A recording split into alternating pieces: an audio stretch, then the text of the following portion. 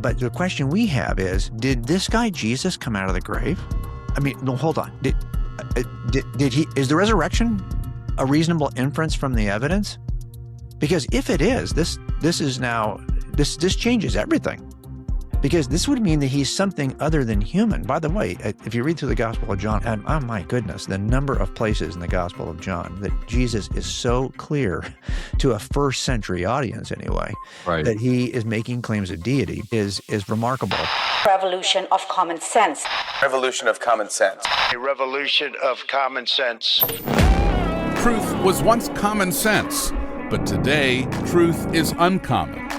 Explore biblical truths around faith, business, and politics with Peter Demas. Uncommon Sense in Current Times.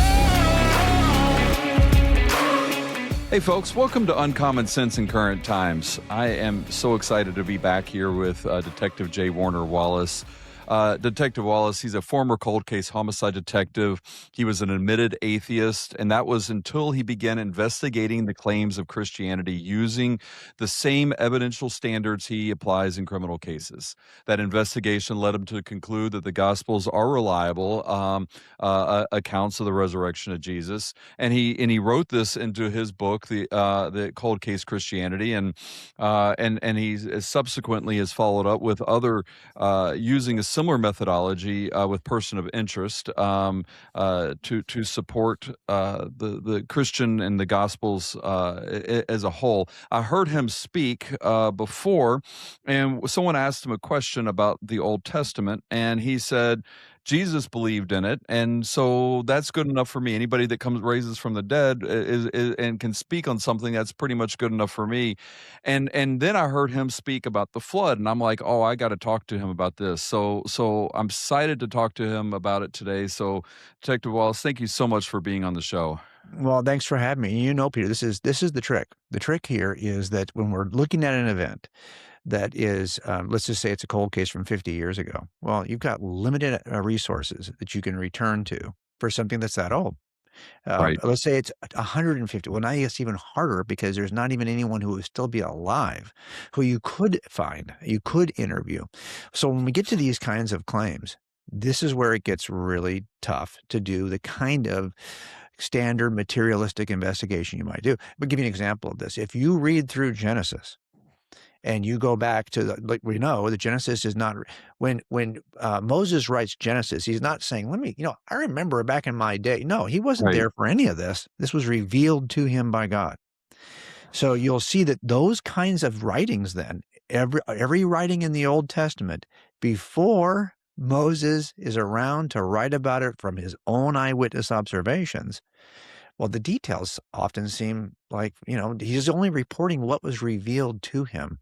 He's not going back in his mind and thinking, well, I remember, what did I see? Oh, yeah, it was like this.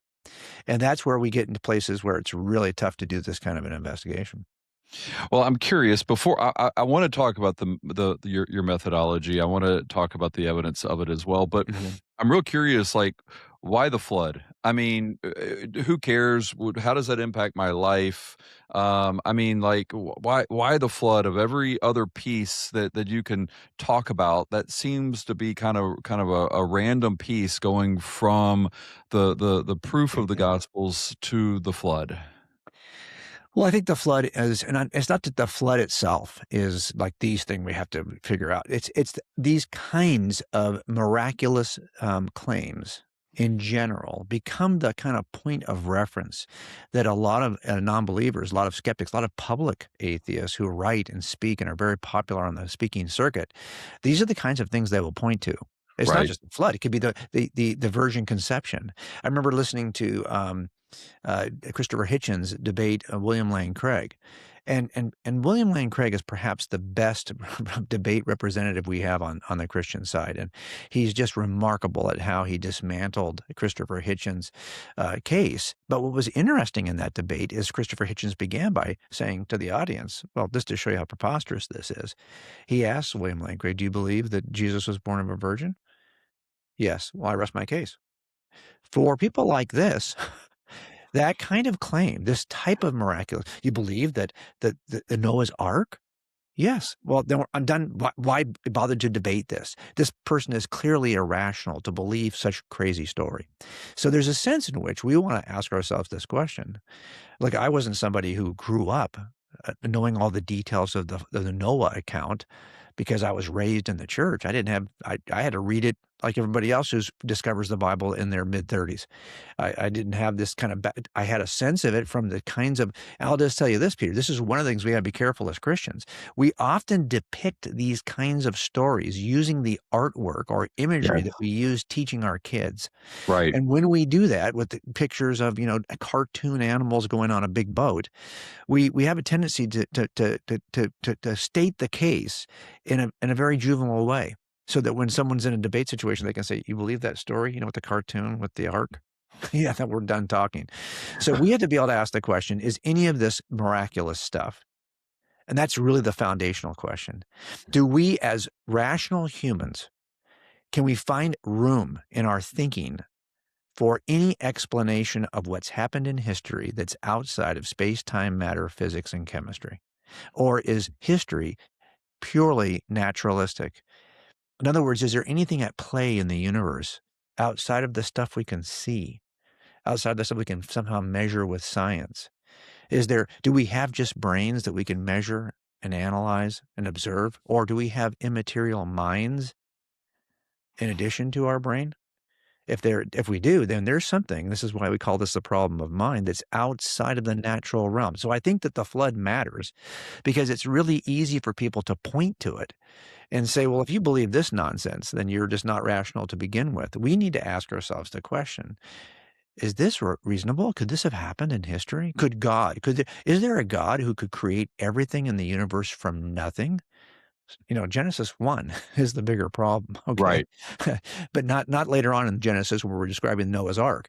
The bigger issue is if there's a personal being who could blink everything into existence from nothing, then stories like the Ark suddenly come out of the impossibly fiction category to possibly to reasonable, not just possible, but to be the most reason. Because again, that's a small potato miracle. If there's a God who's powerful enough to blink everything into existence from nothing, there's nothing in the New Testament that even comes close to that. There's nothing in the Old Testament that comes close to that. After that, Right. everything is a secondary level miracle if there's a being out there that can do the first thing.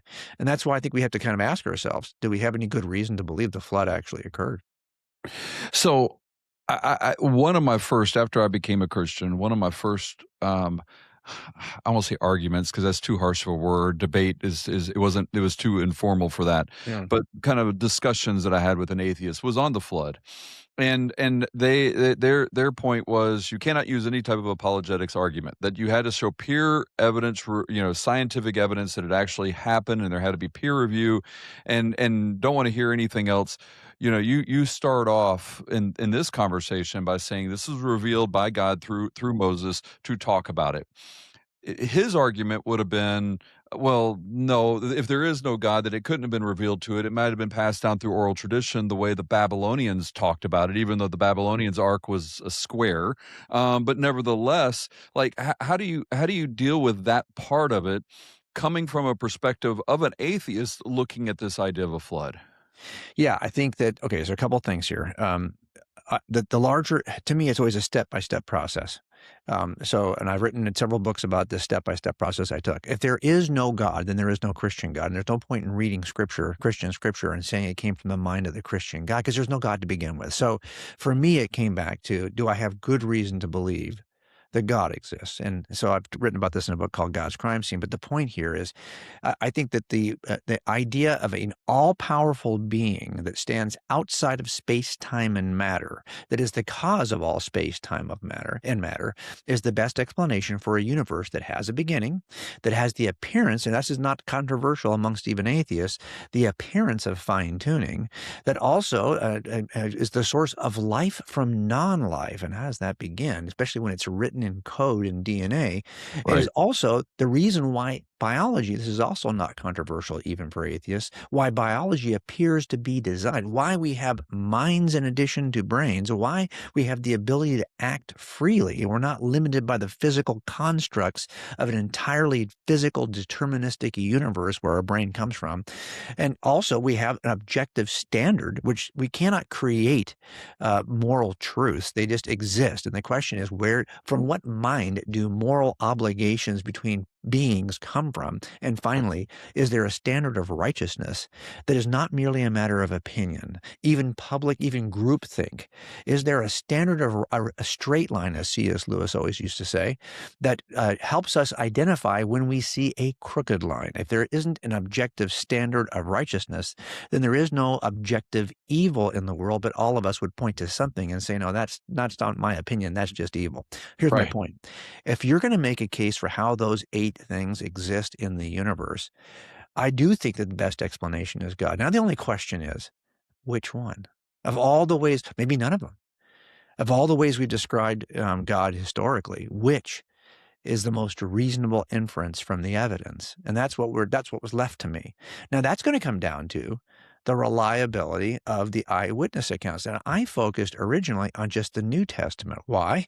Because there's enough manuscript evidence that's recent enough that we can trace the transmission of the documents. You cannot do this for the Old Testament, by the way. They're just too ancient. Right. But you can do it for the New Testament, and there's a central figure in the New Testament named Jesus of Nazareth who claimed to believe the things that were in the Old Testament, including Noah, including Jonah, including a lot of other things that we would say are just silly fables. And I think, how do we demonstrate that the Old Testament is reliable? By first demonstrating that the New Testament is reliable. And then because we have a figure in that New Testament who we reliably believe rose from the grave, we trust his authority. And so if you believe the New Testament is true, you get the Old Testament thrown in for free because Jesus is going to commend it to us.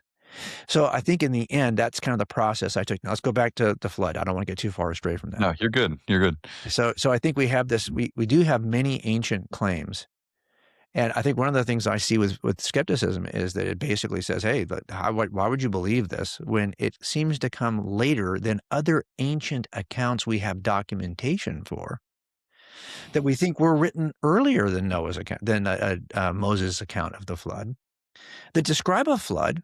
And so it seems like the Genesis account is simply borrowed either from the Atrahasis or from the Gilgamesh account, from the other accounts in other ancient cultures that have striking similarities. But remember, none of these accounts are writing as eyewitnesses. Every one of those ancient documents is writing about something they claim was revealed to them or they learned from somebody else, but they were not there to see it themselves. And they all are describing an event that precedes every one of those accounts. The only question here is not like we have, we have this account in Genesis, but we have other evidential accounts, eyewitness accounts that came earlier. No, we don't have any eyewitness accounts. We have documents that claim revelation. The only question is, do we have good reason to believe there was a flood? And that we trust this account as the accurate description of that flood. That's it. It's like when you have 3 eyewitnesses and you talk to one in 1980 and he gives you an account. And you talk to one in 2000 and they give you an account. You talk to one in 2020 and they give you an account. But none of them, the event occurred in 1960. So it's not like I can trust the order of necessarily. I have to figure out, are any of these in the best position to tell me what's actually true? Because the event actually occurred 20 years before any interview was done.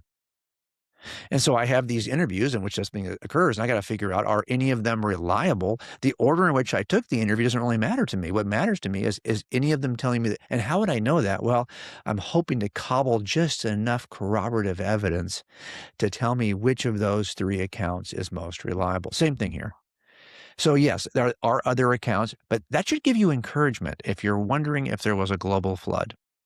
And if you even amongst Christians, there's debate about whether this is a global flood destroying everything on the planet, or whether this is a catastrophic local flood that destroys everything that was known to the writers at the time, known to the observers at the time. So they would have called it catastrophically global when in fact it's only regional. We don't know, and the text doesn't really give us I think, if you're a Christian and you land in one of those camps or the other, good for you. I'm not going to argue with you. But do we have enough? So the question then becomes, do we have enough corroborative evidence to say that of these three ancient, and by the way, these aren't the only three ancient accounts.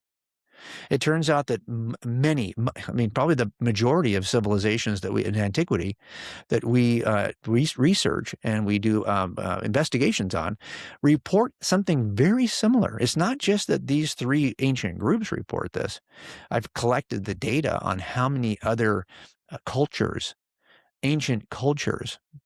There are over 200 ancient flood traditions that have now been cataloged so far, and they spread all over the place.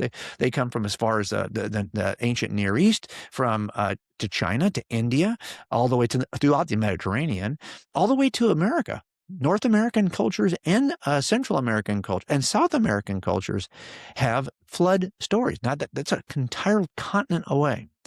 Now, what's interesting is you can trace them back and kind of see the movement of these. It appears that this flood account comes right from the region where those first three reported. Right in that region of the ancient Near East, there's a flood. And then as people move out of that region across the globe, they bring the story with them. And it gets more and more modified over time because, this is what happens over time. Right. So what are they doing? It could be an ancient fable that was just so well told that everyone embraces it. And it becomes part of your ancient cultural memory. But right now, I'll give you some of the data. In these over 200 stories, 88% say that there was a favored family that got warned in advance that a flood was coming. 88%.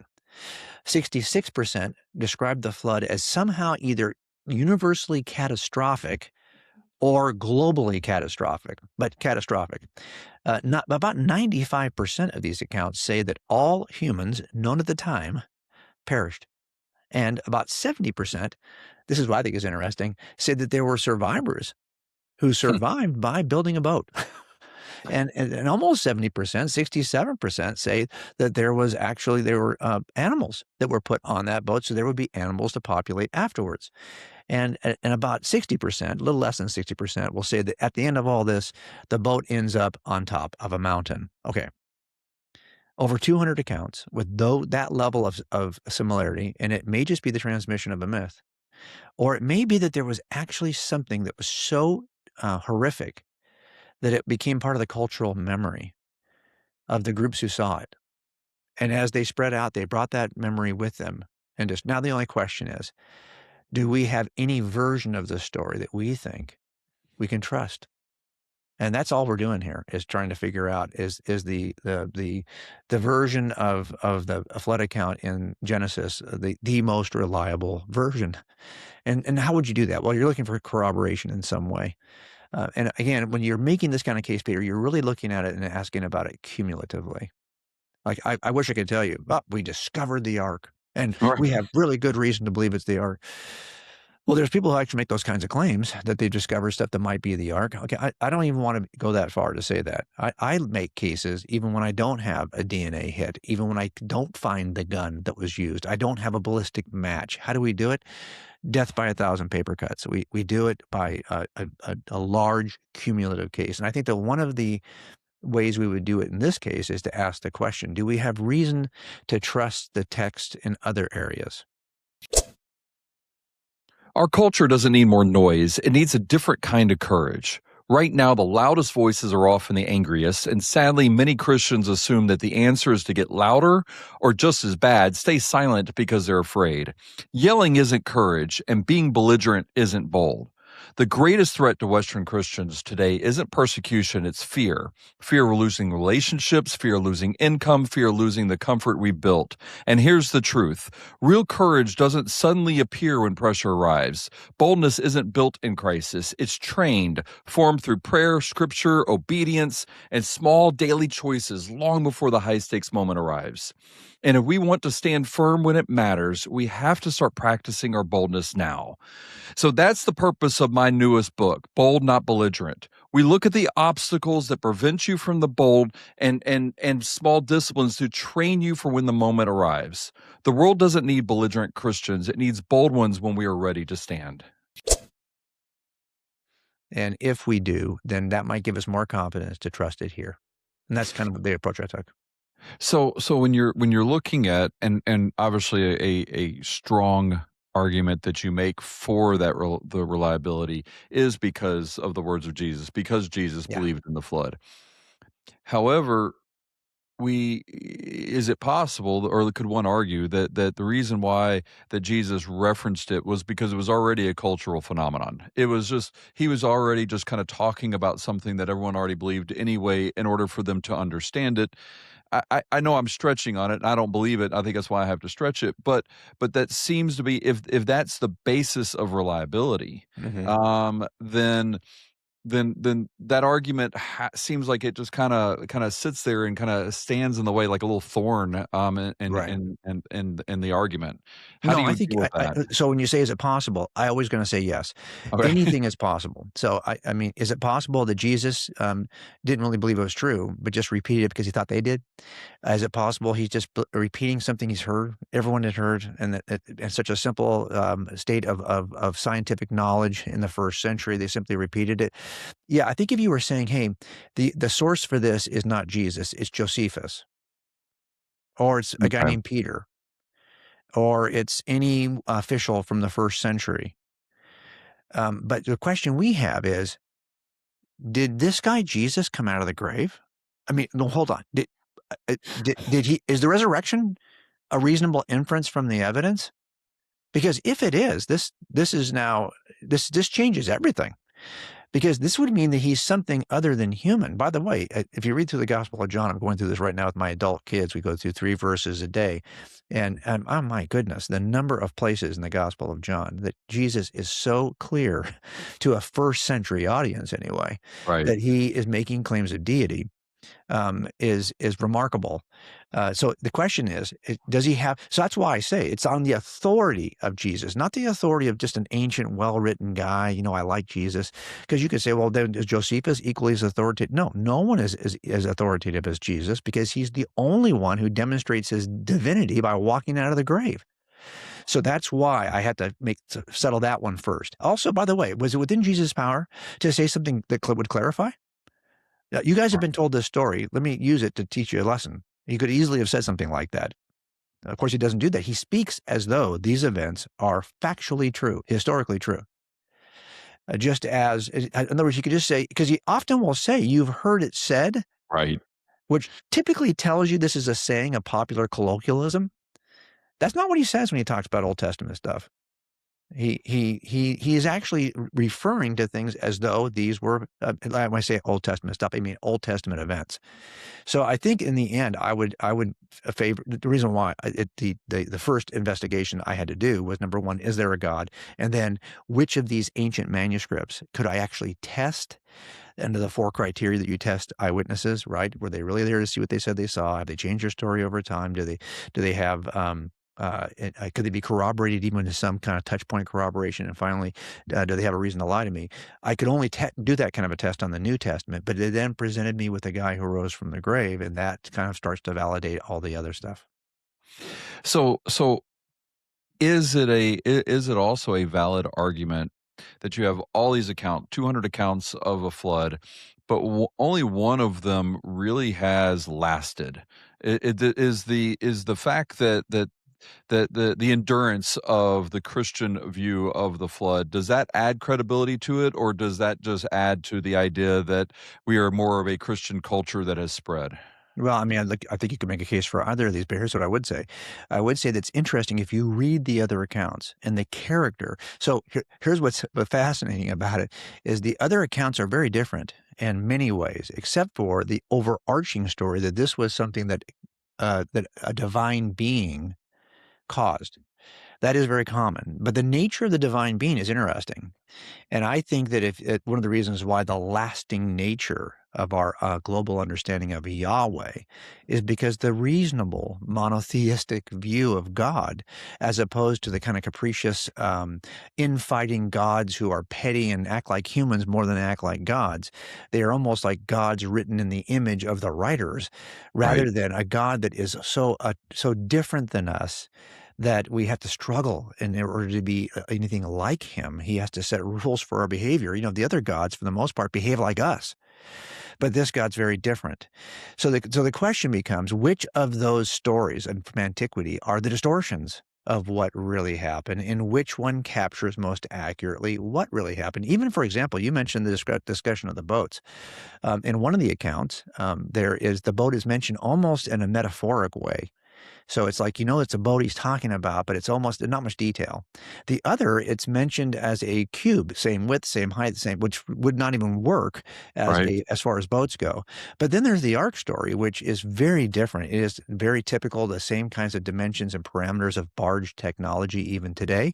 And so Oh, you see that wow. there's a sense in which the accuracy level of what is reasonable for a flotation device, okay, and something as simple as that, is only accurate in one of the three the most ancient versions of this story. So I think you can look at it and say, well, is there something about the nature of God, the nature of what it is he's trying to achieve for what overarching purpose, and even the criteria for the flotation device itself, the ark, that I think could give, at least if you were just didn't know anything about it at all, but you said, which of these three would you embrace as more reasonable? I think you still would end up embracing the Genesis account. So I never really thought about the the the the fact that the ark would float, like, that just because I just assumed it did. Like, I never really actually, like, dug into it before. Do you find that is the strongest scientific evidence of it, or is there something else that you think is Yeah, well, also stronger than that? I'm just so hesitant to look at this from purely. I mean, look, when corroborative evidence, you're just going to get little touch point pieces. So Right. if I've got somebody who I think is there, and I've got a fiber that's consistent with the kind of shirt that he was wearing, I'm probably not going to get a fiber match that's going to feel like DNA. I remember one time I had a case involving picture hanging wire, which was used as a strangulation device. Well, picture hanging wire doesn't have a level of precision that allows me to match. Even the same wire 100 feet down the roll may look different. So I don't have that level of precision. I have to get comfortable with, well, it's certainly within reason. It's certainly within the boundaries that would make sense. And so you have to get comfortable with that kind of thing in these cases. And that's the same thing here. So do we have different geographic features of the earth that show submersion underwater in places where they later end up being mountainous? So then now these mountains have pushed up the stratification so you can see that this was once submerged? Yeah, we do. Can that be interpreted a number of different ways? Probably. But it's one of those touch point things that I Right. think, do the dimensions of the ark make sense if you're trying to do anything with it that's being described in the text? Yes, they do, and compared especially to other more ancient versions of this story. So I think you can look at some of those pieces and start to build your modest corroborative case. But I'm always modest about it. Look, in the end, isn't this interesting that the God we worship, in some ways, there's a mystery between God's sovereignty and our free agency, right? We have been trying to solve that mystery theologically for 2,000 years, more than that. So we are always trying to do we have freedom? Or is everything preordained by God and we're the puppets that God is maneuvering? I mean, what we need to know. I can tell you this, under atheism, there is no freedom because physics control everything. And physics is not a personal being that could say, you know what, I could control this, but right now I'm going to let go. No, physics can't do that. So under atheism, in a purely physical world, there is no free agency. It's called determinism, physicalism. We cannot escape the physics. But under theism, there are a couple of different formulations in which we could say that God has the power, and the mystery is how and when he exercises that. So that somehow, yes, he is absolutely aware of what's going to happen, yet he has given us some level of free agency. And I think that question is really big. Here's why.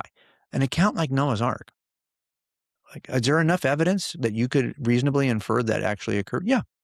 Is there also enough skepticism available for lack of evidence that you could reject it? Yeah. Why would God leave it that way?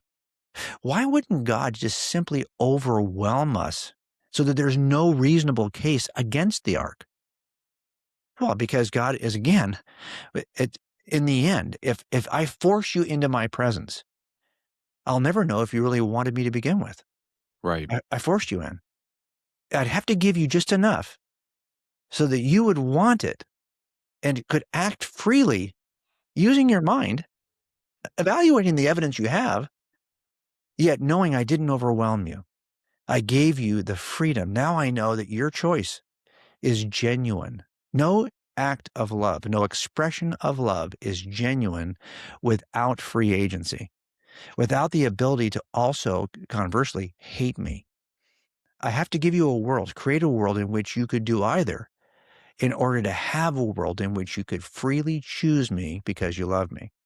So I think there's a sense in here, the mystery of God's sovereignty and our free agency is part of why we're not going to be overwhelmed. By the way, even 2,000 years later, for the 4,000, however you want to date this, when we get to the time of Jesus in the first century, there's still, again, enough evidence to infer this reasonably, and also enough skeptical lack of evidence for you to reject it. By the way, it wouldn't matter if it was about the evidence. Jesus clearly cares about the evidence, but you saw in the first century, Right. he is all about our will. I've shown you this, you still reject me. I know your hearts. You're only interested in the signs. You're only interested in the show, but you're not going to surrender to me. And this has been going, that was happening when Jesus was standing right in front of us. So here we are 2,000 years later, and people can use the ark story as an excuse not to believe. Or they can reasonably infer it occurred, and it can be part of their belief system. And that freedom is still available to all of us. Do you think there's a legitimacy? Because I know, especially when I read a lot of the accounts in Genesis, there's a lot of that stuff where you're just kind of like, oh, I don't know how that works. Like, and I know some of it may be a language issue or whatever. And I just say a lot of these things I just have to put on the I don't know shelf. And then maybe one day I'll figure it out. Maybe one day it'll be there. But overall, when I'm looking at the 66 books that make up of the Bible, I know it's real. In addition to the other things, my personal experiences, the scientific, proof. I mean, there's a lot of reasons why I do believe. However, there are certain things in there where it's the fact that I don't not believe, but I just have to put it on that shelf. For those out there who struggle with it, that do believe in Jesus, that do believe in that, but that struggle with some of these, especially these miraculous events. Do you think that's a legitimate way to handle it, or do you think there's a better way to deal with those issues? Well, I think that this is the nature of, okay, no one believes anything with a perfect set of evidences. And we always talk about this is why in criminal trials, the standard of proof is not beyond a possible doubt. It's beyond a reasonable doubt. And we ask jurors all the time before we impanel them, are you the kind of person who can reach a decision, can reach a verdict, even though you have an open question? You have a question you can't answer. And if somebody says, yeah, I think this is a murder trial, I mean, I'm going to have all my questions answered. Well, then we're going to excuse you because I have never been able to answer every question in any case I've ever brought to trial because often, most of the time, we're in trial because he hasn't confessed. I can't answer a number of questions about why, how, what this detail means. I just don't know. He hasn't told me. So I'm going to have to be able to make a decision. And how do we do that? Okay, so we tell jurors, we're going to give you all the evidence in a trail that's going to lead right to that guy sitting at the end of the defendant's table. It's not going to lead a foot to the left or a foot to the right. It's going to lead right to him, but it's not going to get you all the way. I wish it did. I don't have everything, but I've got enough. It's not going to point to anyone else. And I'm at the end of that evidence trail. I'm going to ask you to take a step and render a verdict.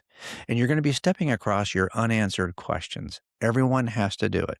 Do you understand how your Tesla works? Well, do you get in it and start it every day? Yeah. Do you Right. understand, for example, do you have certainty you're not going to die on the freeway today? No, you still go on the freeway. We do everything with unanswered questions. You understand how the lock works on your front door? I don't. I still put the key in every day. We do this because we know that we have to live with. Now, the same thing happens when it comes to faith issues. We're going to give you all the evidence you need. It's going to point right to Jesus. Is it going to get you all the way there? No. Are you going to have some unanswered questions? Oh yeah.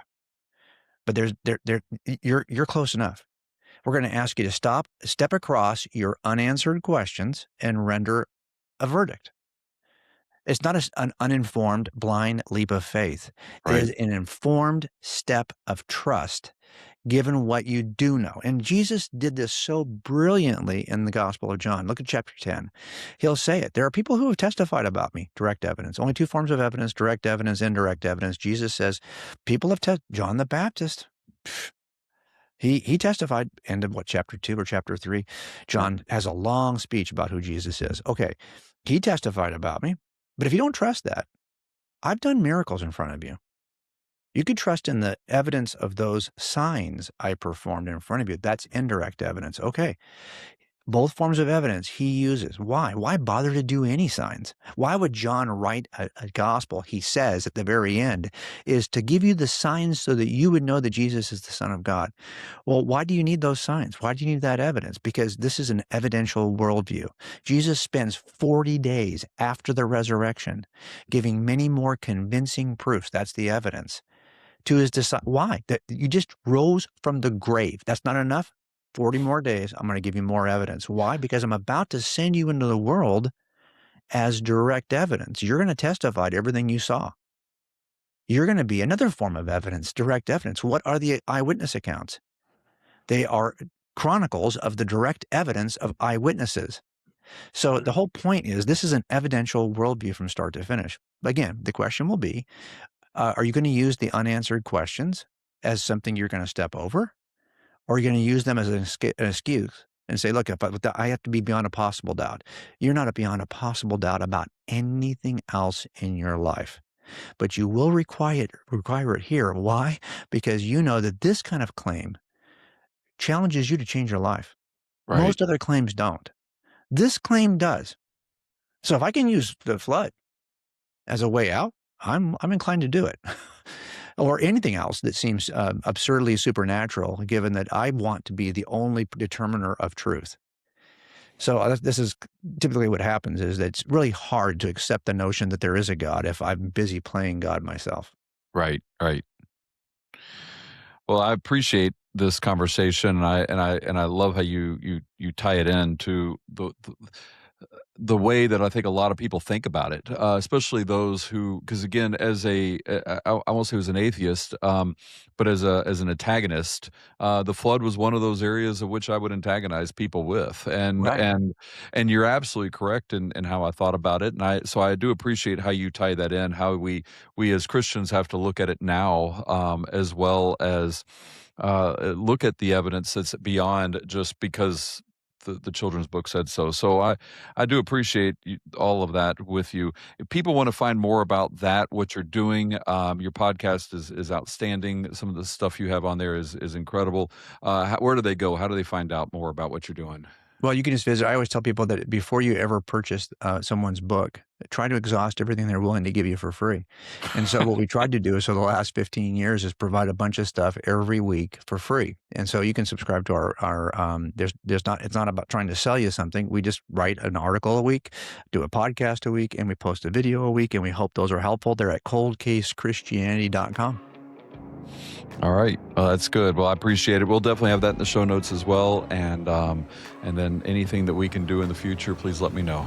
Thanks, Peter. I appreciate you as always. All right. God bless you and your ministry. You too.